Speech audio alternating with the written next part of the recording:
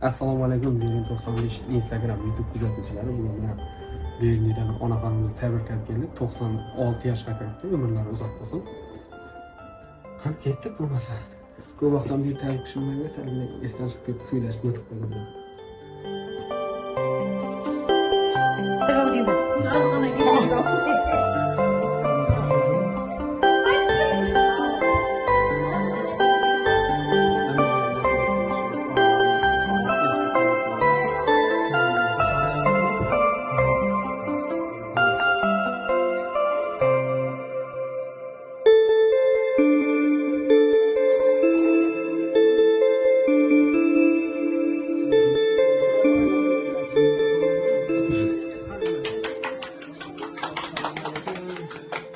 Evet, tebrikimiz. Benim bugün yardım etmişler de bana.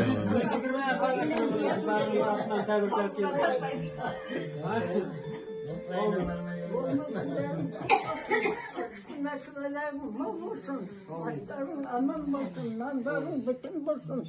Olsun da yaxşılığa, yoldan yolga bereket tapır diyesiniz. Siz jasap, mağam tutağım. Ana çocuk hareket değil kim bu?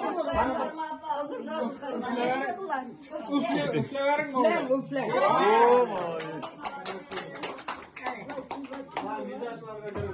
Bunun zikirmelerine kadar.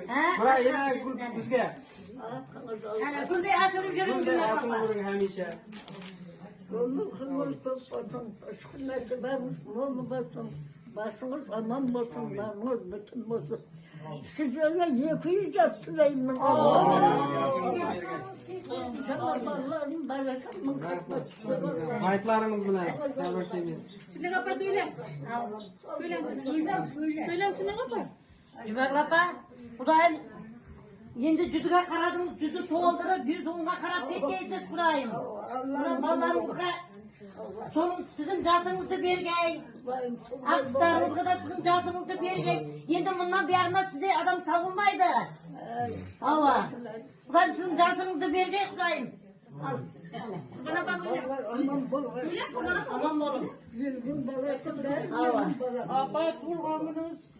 Ne bu kadar? Kudayım 100 yaş oradan ötüp bizlerden elimizde bahçe vurup yürü örgeysiz. Sağ boğaysız. Aman nasıl edeceğiz? Tete söyle, tete.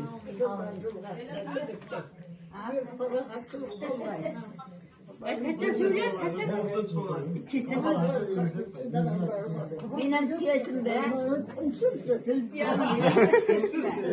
ben Zülfiyar'ım benim siyasimde. Ne oluyor bu? Aman bir oyun kızım.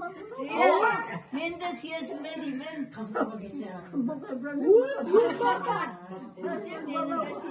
Beni de.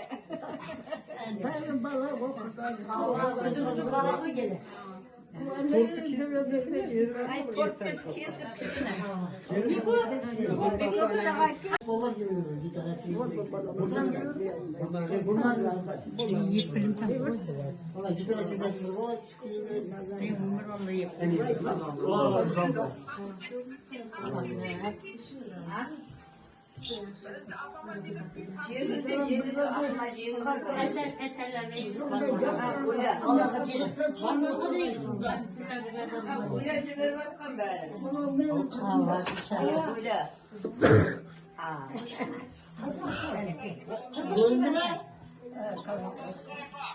Hani yine yaxşı olsun tuğan günler. Bir fayda etin.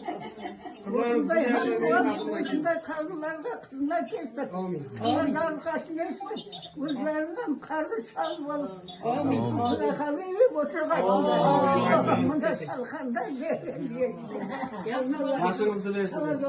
Yaxşı sağ olun. Yaxşı rahmet baba. Yaxşı sağ